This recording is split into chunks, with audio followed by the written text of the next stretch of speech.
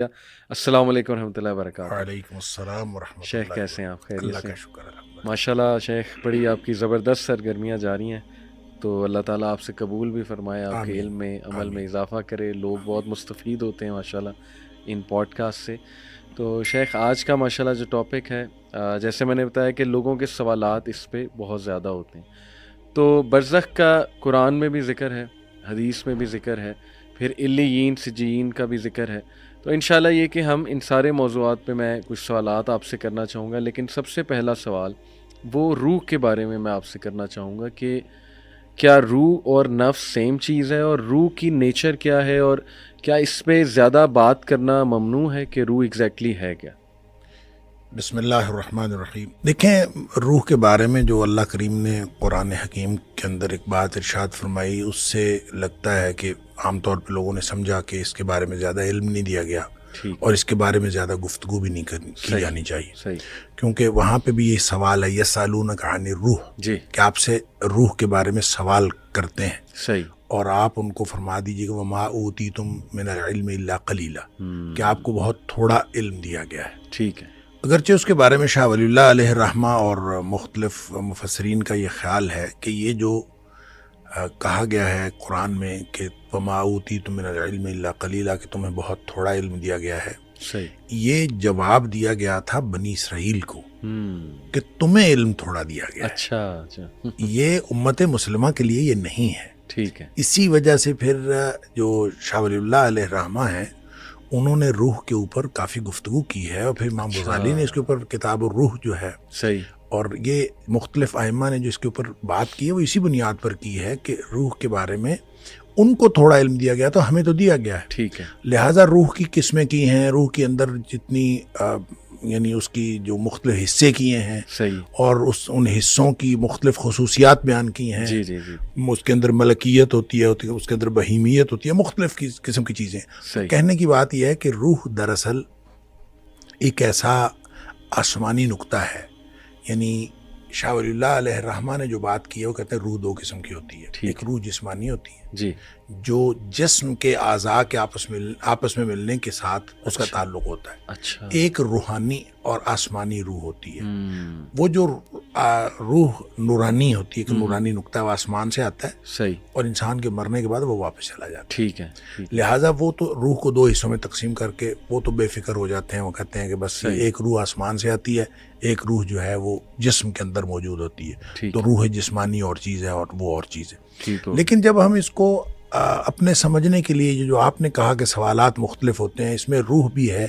نفس کا ایک لفظ استعمال ہوتا ہے، صحیح ہے، اسی طرح ایک لفظ استعمال ہوتا ہے قلب کا، ہاں، اسی طرح ایک لفظ استعمال ہوتا ہے فؤاد کا، یہ مختلف الفاظ ہیں۔ تو فؤاد ہم عام طور پہ اس کا معنی دل کرتے ہیں، اسی طرح ٹھیک ہے، قلب کا معنی بھی دل کیا جاتا ہے،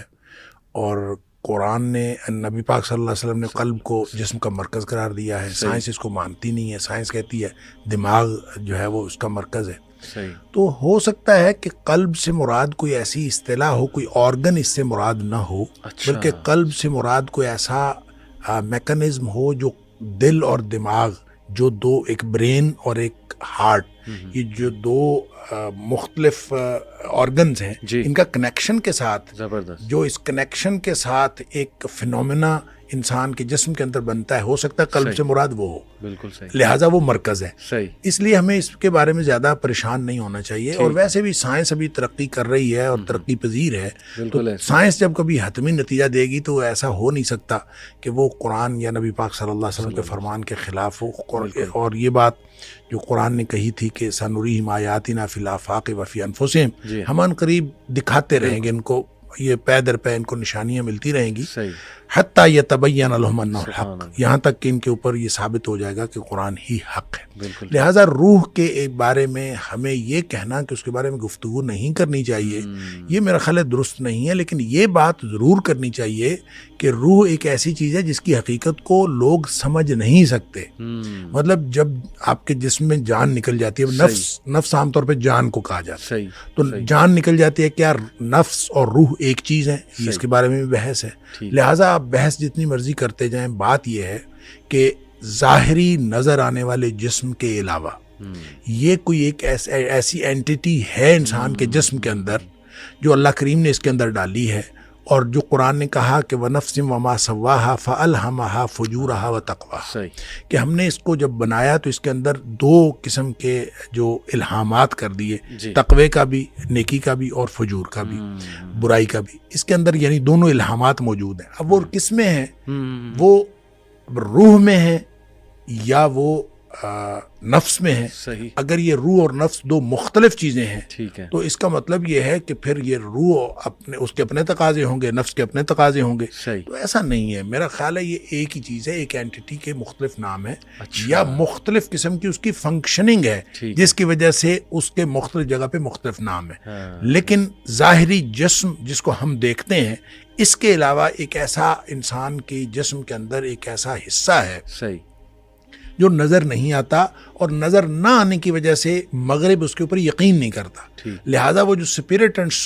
جس کو ہم کہتے ہیں جی، کہ جی، ایک اسپرٹ یا ایک سول ہے، ٹھیک ہے، اس کو وہ انکار کرتے ہیں۔ صحیح، اس کے انکار کا نقصان یہ ہوا ہے صحیح، کہ جسم کے تقاضے تو ملحوظ رکھے گئے ہیں، جی، روح کے تقاضے ملحوظ نہیں رکھے گئے، صحیح، اور اس کا نقصان یہ بھی ہوا ہے کہ پورا کا پورا جو ہمیں علمی ذخیرہ ملتا ہے مغرب سے، وہ سارے کا سارا جسم کے تقاضوں کو پورا کرنے کے لیے ہے، صحیح، اور روح کا تقاضا جو ہے اس کے اندر مفقود ہے۔ لہٰذا آپ یوں کہہ سکتے ہیں کہ آدھی انسانیت وہ پردہ اخفاء میں رہتی ہے اگر آپ روح کے بارے میں بات نہ کریں، ٹھیک ہے، اور اسی طرح سے آدھی انسانیت کے تقاضے پورے نہیں ہوتے۔ جس طرح جسم کو غذا کی ضرورت ہے، اسی طرح روح کو غذا کی ضرورت ہے۔ صحیح، تو روح کی غذا جو ہے وہی بتائے گا جس نے روح کے بارے میں پتہ بتایا، بے شک، اور روح کے بارے میں بتایا جس نے صرف اس وجہ سے تو ہم کسی چیز کا انکار نہیں کر سکتے کہ ہمیں نظر نہیں آتی۔ بالکل ہے، بہت ساری چیزیں ہیں جو نظر جی، نہیں جی، آتی، وہ ہیں، ایسی، ایسی، لہٰذا روح ہمیں نظر تو نہیں آتی لیکن وہ ہے، اور اس کا ایک تقاضا ہے، اور اگر روح کے تقاضے اسی بنیاد پر سارے کے سارے وہ یوں کہہ لیجئے کہ نظر انداز کر دیے گئے ہیں، صحیح، اور صرف جسمانی تقاضے، اور وہ جو اقبال نے کہا تھا کہ شاخ نازک پہ جو آشیانہ بنے گا ناپائیدار ہوگا، تو وہ جو شاخ نازک ہے وہ ہے ہی صرف یہ کہ صحیح، جسمانی مقاصد سامنے ہیں ٹھیک، اور روحانی مقاصد موجود نہیں ہیں۔ لہٰذا اس بحث سے اصل میں جو نتیجہ نکلتا ہے وہ یہ کہ جب ہم ہر نظر نہ آنے والی چیز کا انکار کرتے ہیں تو آدھی انسانیت کے تقاضے وہ پس پشت چلے جاتے ہیں اور صحیح، پس پردہ چلے جاتے ہیں، صحیح، اور آدھی انسانیت کو آپ جسمانی طور پر جتنا مرضی کرتے رہیں۔ لہٰذا میرا خیال یہ ہے کہ جو روح موجود ہے اس کا اقرار بھی کرنا چاہیے، اور اس کے تقاضوں کا خیال بھی کرنا چاہیے، اور لوگوں کا یہ جو سوال ہے یہ سوال درست نہیں ہے کہ اگر ہر نظر نہ آنے والی چیز کا انکار کر دیں گے جی ہاں، تو پھر بہت ساری چیزیں بہت ہیں ساری، جس سے ہم محروم رہ جائیں گے۔ بالکل صحیح شیخ۔